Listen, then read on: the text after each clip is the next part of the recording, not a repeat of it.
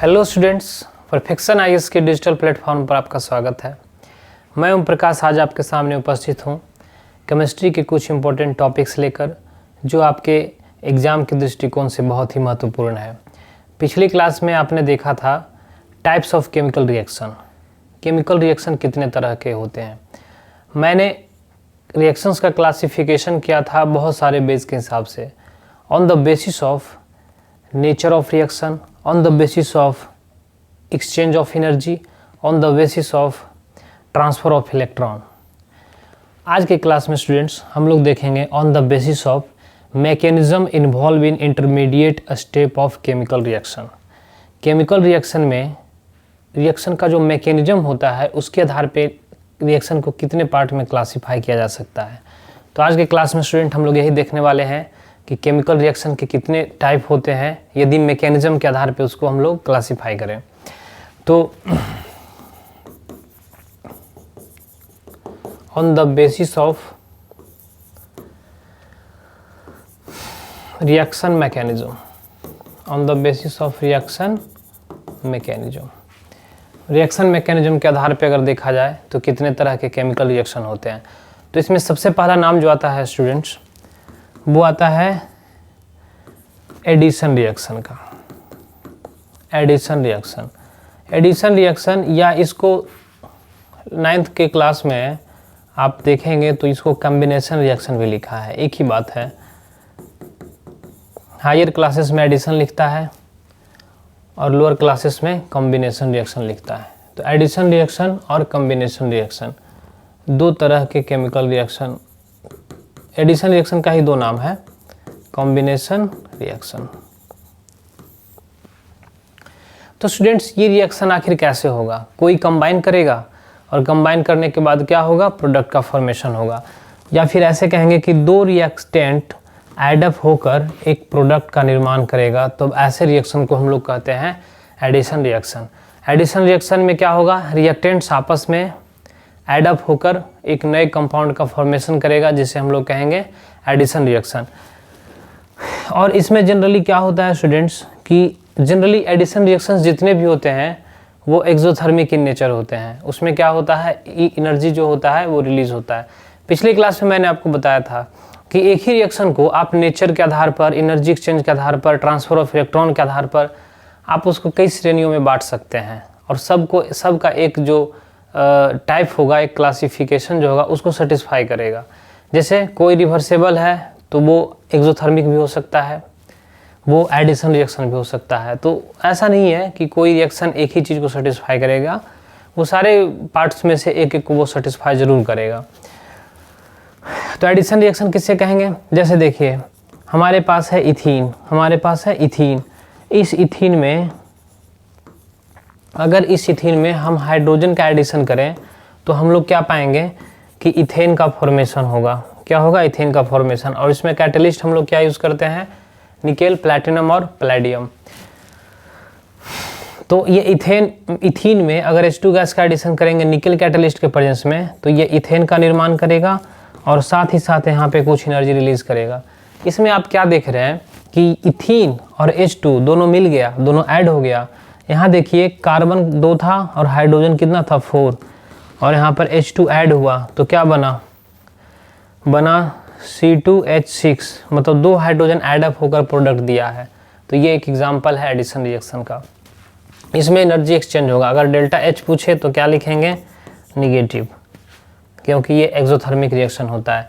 यही अगर बात करें दूसरा एग्जांपल का, तो अगर क्विक लाइम लेंगे, इसको वाटर के साथ रिएक्ट कराएंगे तो ये क्या बनाएगा, CaOH2, ये बनाएगा सेलेक्ट लाइम। और ये जो सेलेक्ट लाइम होगा स्टूडेंट्स, ये सेलेक्ट लाइम बनाने के दौरान एनर्जी भी रिलीज़ करेगा।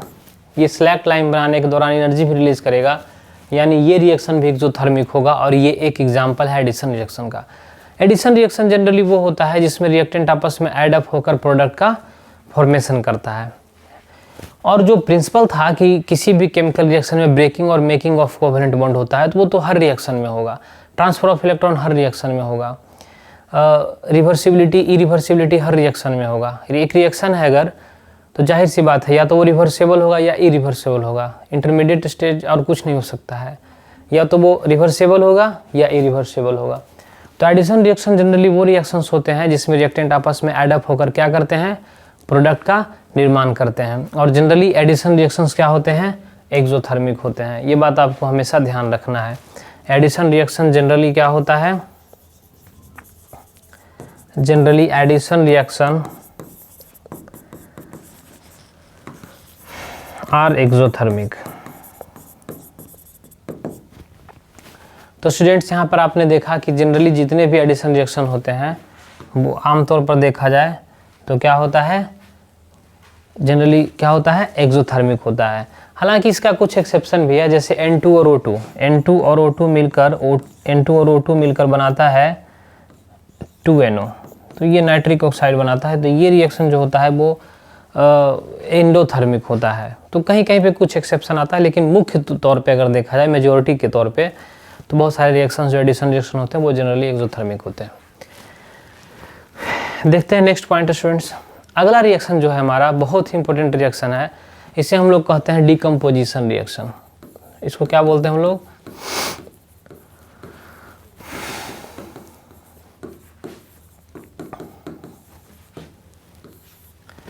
स्टूडेंट्स अगला रिएक्शन जो है हमारे सामने वो है डिकम्पोजिशन रिएक्शन। डिकम्पोजिशन रिएक्शन किसे कहेंगे, तो इसमें कोई ऐसा रिएक्टेंट होगा जो टूट कर दो या दो से अधिक प्रोडक्ट का निर्माण करेगा।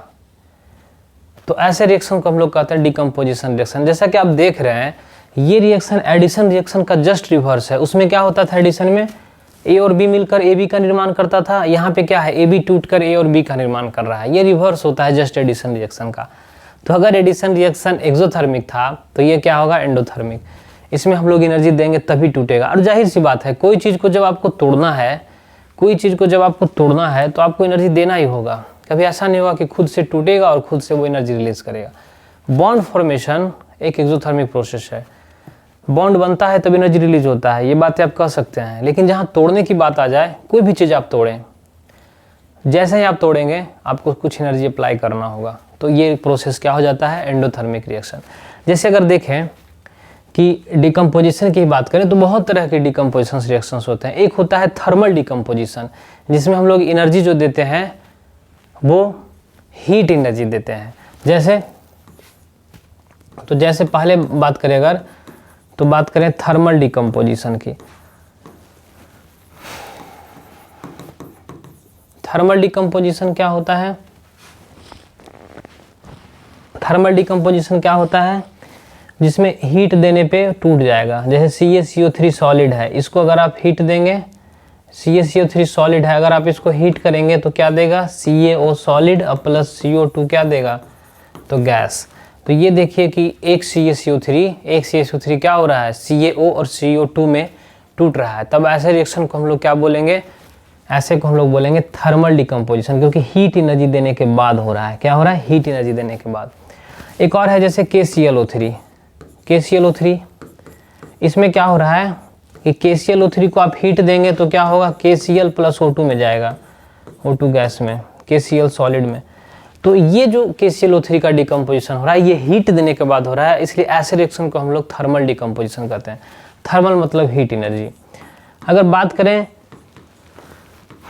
इलेक्ट्रोलाइटिक डिकम्पोजिशन, ये बहुत इंपॉर्टेंट है, आजकल बहुत ट्रेंड में है ये बातें। ये सब जब किसी का हम इलेक्ट्रोलाइसिस कराते हैं, इलेक्ट्रोलाइसिस कराना मतलब क्या, मतलब उससे इलेक्ट्रिक करंट का पास कराना। कोई सॉल्यूशन है उससे जब हम इलेक्ट्रिक करंट पास कराते हैं तो वो उससे जो डिकम्पोजिशन होता है उसे हम लोग कहते हैं इलेक्ट्रोलाइटिक डिकम्पोजिशन। जैसे वाटर है, तो वाटर से हम लोग H2 और O2 को अलग कर रहे हैं इलेक्ट्रोलाइसिस के द्वारा। क्या कर रहे हैं, इलेक्ट्रोलाइसिस के द्वारा। इलेक्ट्रोलाइसिस मतलब उससे हम लोग करंट पास करा रहे हैं वाटर से, तो हाइड्रोजन गैस रिलीज हो रहा है। तो ये जो प्रोसेस होगा, ये इलेक्ट्रोलाइटिक सॉल्यूशन का इलेक्ट्रोलाइसिस कराने से हो रहा है, इसलिए हम लोग बोलते हैं इसे इलेक्ट्रोलाइटिक डिकम्पोजिशन। तो अगला जो डिकम्पोजिशन रिएक्शन है स्टूडेंट, उसको देखते हैं। अगला है हमारा फोटोकेमिकल डिकम्पोजिशन। फोटोकेमिकल डिकम्पोजिशन, इसमें क्या होता है स्टूडेंट, फोटोकेमिकल डिकम्पोजिशन में क्या होगा, तो कोई फोटोन मतलब लाइट का जो एनर्जी पार्टिकल होता है, फोटोन के द्वारा जो एनर्जी रिलीज होगा वो एनर्जी के कारण वो रिएक्शन होगा। जैसे O3 है, ओजोन गैस है, मान लेते हैं ये डिकम्पोज हो गया लाइट के कारण और क्या देगा O2 गैस और प्लस क्या देगा नेसेंट ऑक्सीजन। तो ये रिएक्शन जो हो रहा है वो लाइट के एनर्जी के कारण हो रहा है, फोटोन की एनर्जी के कारण हो रहा है। तो ऐसे रिएक्शन को हम लोग फोटो केमिकल डिकम्पोजिशन कहते हैं। तो इसमें एनर्जी जो प्राप्त हो रहा है वो फोटोन के कारण हो रहा है। तो देखिए इन तीनों डिकम्पोजिशन में आपको एनर्जी ही देना है। कभी आप हीट के फॉर्म में दे रहे हैं, कभी इलेक्ट्रिक करंट के फॉर्म में दे रहे हैं, तो कभी एनर्जी आप फोटोन के फॉर्म में दे रहे हैं। आप दे क्या रहे हैं एनर्जी, और एनर्जी देने के बाद ही वो रिएक्शन प्रोसीड होता है। इसीलिए इसको हम लोग क्या कहेंगे डिकम्पोजिशन रिएक्शन। तो decomposition reactions are those reactions in which heavy molecules breaks down into two or more product by absorption of some amount of energy। तो ऐसे रिएक्शन को हम लोग डिकम्पोजिशन रिएक्शन बोलते हैं। और ये जनरली क्या है तो देखने में ही समझ में आ रहा है कि सब में एनर्जी दे रहे हैं, इसलिए ये सब रिएक्शंस जो होते हैं वो क्या होते हैं एंडोथर्मिक होते हैं। तो याद रखिएगा इसके लिए डेल्टा एच क्या होगा पॉजिटिव होगा। जितने भी फोटोकेमिकल रिएक्शंस होंगे सारे के सारे एंडोथर्मिक होते हैं, सब में हीट रिक्वायर होता है, एनर्जी रिक्वायर होता है, चाहे वो किसी फॉर्म में आप दें।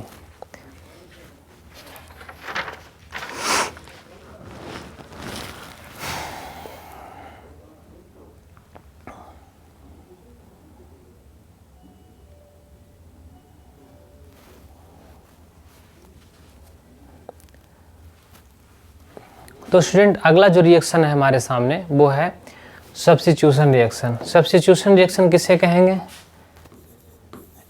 अगला जो रिएक्शन है हमारे सामने वो है सब्स्टिट्यूशन रिएक्शन। इससे हम लोग दूसरे नाम से भी जानते हैं, इसको बोलते हैं हम लोग डिस्प्लेसमेंट रिएक्शन।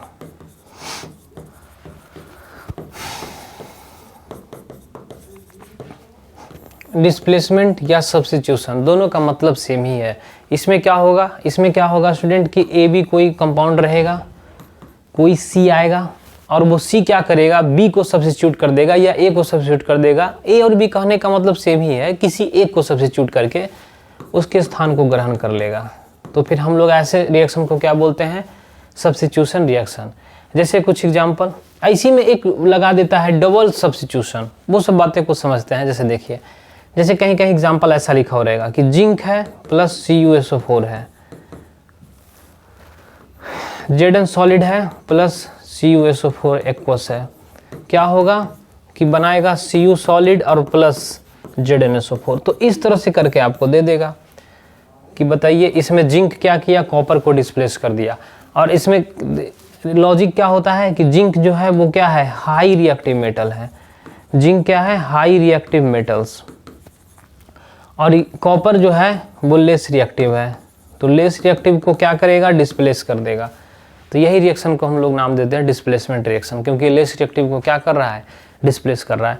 अगर इसी तरह से एक अलग नाम दे देता है, बोलता है डबल डिस्प्लेसमेंट, इसमें दोनों आयन डिस्प्लेस होता है, डबल डिस्प्लेसमेंट। इसमें क्या होता है जैसे BaCl2 है प्लस Na2SO4 है, इसमें क्या होगा कि प्रोडक्ट जब बनेगा तो BaSO4 बनेगा और प्लस NaCl। तो हम लोग बोलते हैं कि ये रिएक्शन जो है डबल डिस्प्लेसमेंट है, क्योंकि इसमें दोनों आयंस का क्या हो रहा है दोनों आयंस का डिस्प्लेसमेंट हो रहा है। और ये बेरियम सल्फेट जो है ये PPT बनाएगा, ये नीचे बैठ जाएगा रिएक्शन में जमा हो जाएगा। तो ये रिएक्शन को हम लोग बोलते हैं डबल डिस्प्लेसमेंट। या फिर एक और एग्जांपल ले सकते हैं, जैसे ऐसे देख सकते हैं कि जैसे CH3Cl है, ऐसे है CH4 और प्लस Cl2। मीथेन जब क्लोरीन से रिएक्शन करेगा तो ये अल्केन है और ये जो है क्लोरीन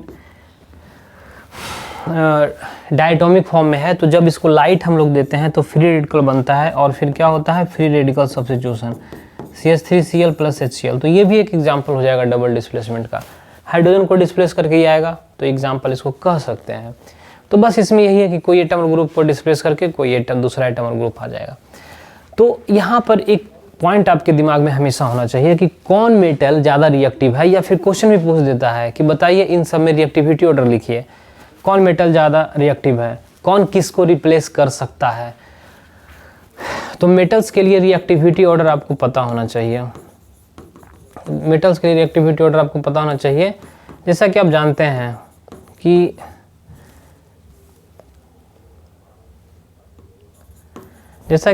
हैं कि प्लैटिनम जो है वो एक इनर्ट मेटल है। इसका रिएक्टिविटी केमिकल रिएक्शन के टुवर्ड्स बहुत ही कम होता है, नहीं के बराबर। इसलिए प्लैटिनम, गोल्ड, सिल्वर ये सब को जनरली हम लोग क्या रखते हैं, नोबल मेटल के श्रेणी में रखते हैं, क्योंकि ये उतना ज़्यादा रिएक्टिव नहीं होता है, केमिकल रिएक्शन में भाग नहीं लेता है। कभी कभी इलेक्ट्रोलाइसिस में भी हम लोग इनर्ट इलेक्ट्रोड के तौर पे प्लैटिनम वगैरह को यूज़ किया करते हैं। प्लैटिनम AU, AG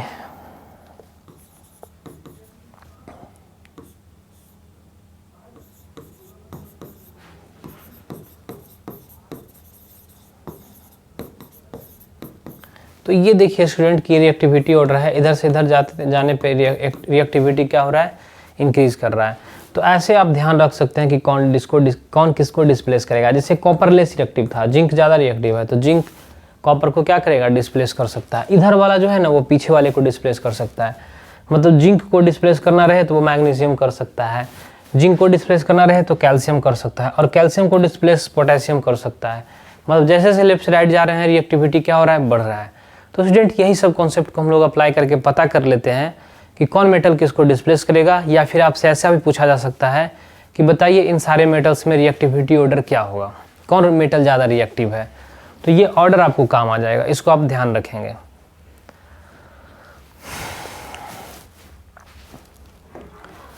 तो स्टूडेंट्स अगला टॉपिक जो है हमारे सामने वो है कैटेलिस्ट। कैटेलिस्ट को देखते हैं, कैटेलिस्ट क्या होता है। स्टूडेंट कैटेलिस्ट किसे कहते हैं? कैटेलिस्ट वो एक्सटर्नल सबस्टांस है जो किसी भी केमिकल रिएक्शन के रेट को चेंज कर देता है। Catalyst is the external substance which is added to a chemical reaction which alters the rate of a chemical reaction. Alters कर देने का मतलब ये होता है कि रेट ऑफ रिएक्शन को या तो बढ़ा देगा या घटा देगा, ये दोनों काम करता है। जनरली बहुत लोग के दिमाग में यही बना होता है कि कैटेलिस्ट का काम हमेशा होता है रेट ऑफ रिएक्शन या स्पीड ऑफ रिएक्शन को बढ़ाना। ऐसा ज़रूरी नहीं है, हमेशा कैटेलिस्ट का हम लोग उस तरह से यूज़ नहीं करेंगे कि वो स्पीड बढ़ाए ही। हम लोग को जहाँ ज़रूरत होगा अपने हिसाब से कुछ कैटेलिस्ट ऐसे भी यूज करते हैं जो किसी रेट ऑफ रिएक्शन को स्लो कर दे, वो रिएक्शन धीरे धीरे हो।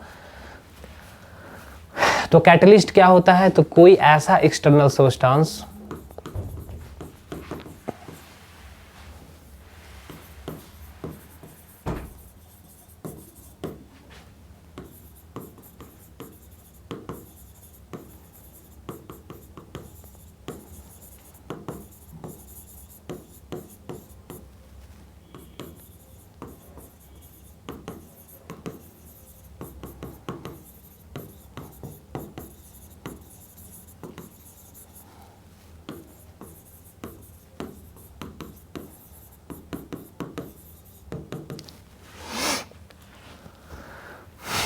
कैटेलिस्ट वो सबस्टांस है स्टूडेंट जो किसी भी रिएक्शन के रेट को चेंज कर देता है, उसके पाथ को चेंज कर दे by changing path of reaction. मतलब रिएक्शन जैसे प्रोसीड कर रहा था उसके पाथ को चेंज करता है। ये सब बातें आप समझेंगे, अभी थोड़ा इंतजार करें। कैटेलिस्ट किसी भी रिएक्शन में वो अमाउंट ऑफ प्रोडक्ट फॉर्म को चेंज नहीं करता है। मतलब कोई रिएक्शन प्रोसीड होके अगर 10 ग्राम प्रोडक्ट बना रहा था तो कैटेलिस्ट यूज करेंगे तब भी वो रिएक्शन जो है उसमें प्रोडक्ट का फॉर्मेशन 10 ग्राम ही होगा। मतलब जितना प्रोडक्ट बनना है उतना ही बनेगा, बस ये रेट को क्या करेगा, चेंज करेगा। तो ये बात आप ध्यान रखें स्टूडेंट। कैटेलिस्ट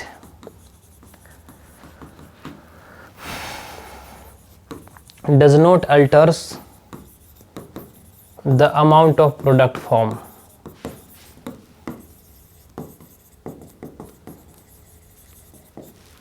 जितना प्रोडक्ट बनना था उतना ही बनेगा। ये इक्विलिब्रियम के स्टेज को प्रभावित नहीं करता है, ठीक है। इट डज नॉट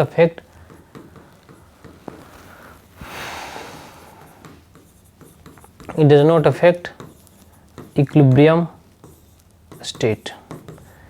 ये इक्विलिब्रियम स्टेट को प्रभावित नहीं करता है। जहाँ पे इक्विलिब्रियम होना है रिएक्शन का उतना ही होगा, बस ये टाइम कम लेगा या ज़्यादा लेगा, ये इतना ही होता है और कुछ नहीं करता है। कैटेलिस्ट कैटलिस्ट कभी भी रिएक्शन में कंज्यूम नहीं होता है। जितना कैटलिस्ट आप लेंगे, अगर वो किसी इंटरमीडिएट में यूज़ भी हुआ तो बाद में उतना क्या होता है, वापस आ जाता है। रिएक्शन में कभी भी कैटलिस्ट कंज्यूम नहीं होता है। Catalyst does not consumed in A chemical reaction. तो किसी केमिकल रिएक्शन में कैटलिस्ट कंज्यूम नहीं होता है। और एक ही रिएक्टेंट के लिए अलग अलग कैटलिस्ट यूज करेंगे तो वो डिफरेंट प्रोडक्ट बना सकता है। याद रखें ये बात। सेम रिएक्टेंट्स में give different product. Same reactant different product दे सकता है in different catalyst, in presence of different catalyst. तो आप डिफरेंट कैटलिस्ट यूज करेंगे तो वो डिफरेंट प्रोडक्ट बना सकता है। जैसे कार्बन मोनोऑक्साइड और हाइड्रोजन मिलके वो मिथेनॉल भी बनाता है और मीथेन भी बनाता है। कैटलिस्ट का बस डिफरेंस होता है। तो ये 4 लाइन हमेशा ध्यान रखें स्टूडेंट। पहला लाइन ये है कि ये किसी भी केमिकल रिएक्शन में जितना प्रोडक्ट बनना है उतना ही बनेगा। वो कैटलिस्ट यूज करें ना करें उससे मतलब नहीं है, वो चेंज नहीं होगा। इक्विलिब्रियम के स्टेट को प्रभावित नहीं करता है। कोई रिएक्शन जिस स्टेट पे इक्विलिब्रियम प्राप्त करने वाला था उतना पे ही करेगा, उससे कोई फर्क नहीं पड़ेगा अगर आप कैटलिस्ट यूज करें ना करें। कैटलिस्ट कभी भी किसी केमिकल रिएक्शन में कंज्यूम नहीं होता है। आप किसी केमिकल रिएक्शन में कोई कैटलिस्ट लिए हैं, वो यूज हो गया तो वो केमिकल रिएक्शन के दौरान क्या होगा, यूज हुआ है तो ठीक है, लेकिन जैसे ही प्रोडक्ट बनेगा तो प्रोडक्ट के साथ साथ वो कैटलिस्ट भी बाहर आ जाएगा। सेम रिएक्टेंट में give different product in presence of different catalyst. अगर आप सेम रिएक्टेंट के लिए अलग अलग कैटलिस्ट यूज करते हैं तो वो अलग अलग प्रोडक्ट बना सकता है। अब स्टूडेंट देखते हैं हम लोग यहाँ पे कि कैटलिस्ट के कितने टाइप्स हैं और कैटेलाइसिस क्या होता है। तो सिंपली बात है कि अगर आप किसी रिएक्शन में कैटलिस्ट यूज कर रहे हैं तो वो कैटेलाइसिस कहलाएगा। कैटेलाइसिस क्या होता है? कैटेलाइसिस मतलब क्या होता है कि catalyst use in A chemical reaction. Catalyst used in A chemical reaction. यदि केमिकल रिएक्शन में आपने कैटलिस्ट यूज किया है तब हम उसे बोलेंगे कि कैटेलाइसिस हो रहा है, मतलब कैटलिस्ट के प्रेजेंस में रिएक्शन हो रहा है। तो कैटलिस्ट कितने तरह होते हैं तो पहले ये समझते हैं। Types of catalyst. एक होता है पॉजिटिव कैटलिस्ट, एक होता है पॉजिटिव कैटलिस्ट। पॉजिटिव कैटलिस्ट क्या करता है स्टूडेंट, इसको समझिए। पॉजिटिव कैटलिस्ट किसे कहते हैं? तो वो कैटलिस्ट जो रेट ऑफ रिएक्शन को बढ़ाता है।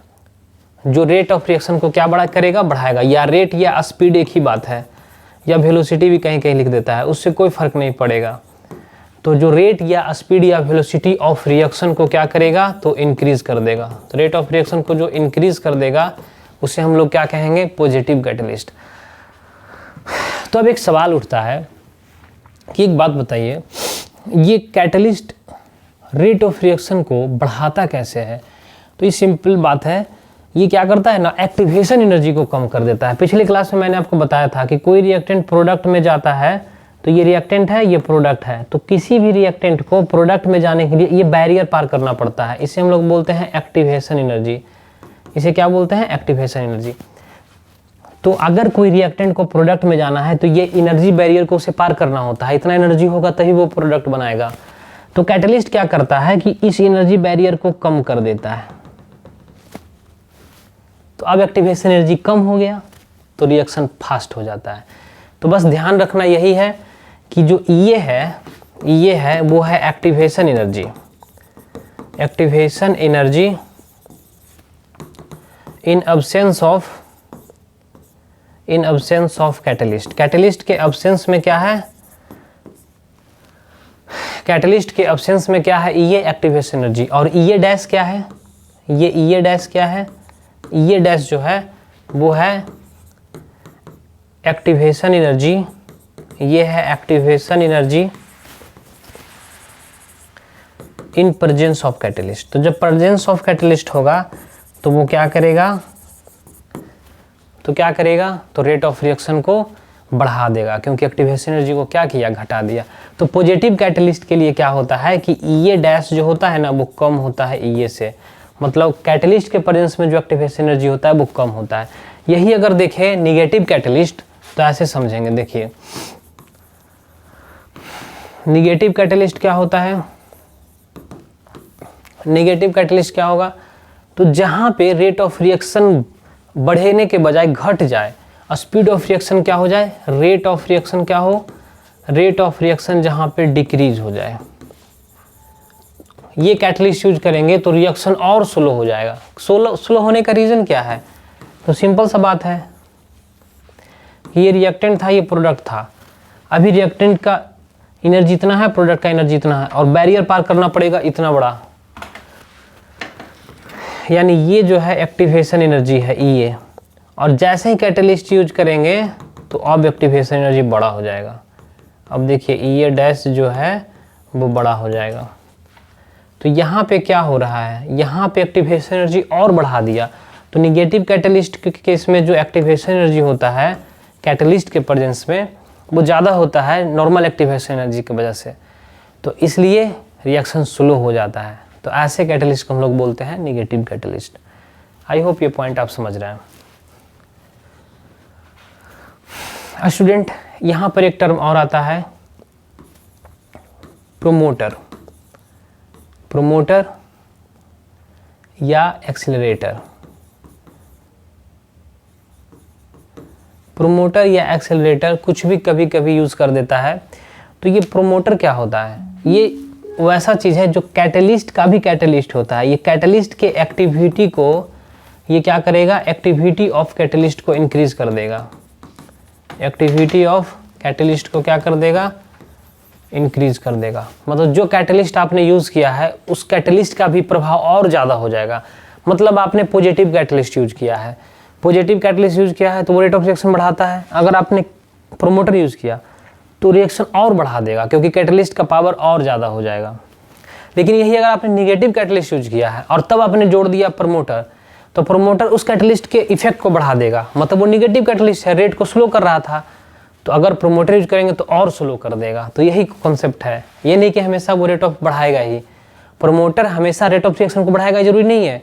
प्रोमोटर अगर आप यूज करते हैं निगेटिव कैटलिस्ट में तो वो रेट ऑफ रिएक्शन को और घटा देगा। इसी तरह से एक होता है स्टूडेंट पॉइजन या इनहिबिटर। ये क्या होता है, पॉइजन या इनहिबिटर।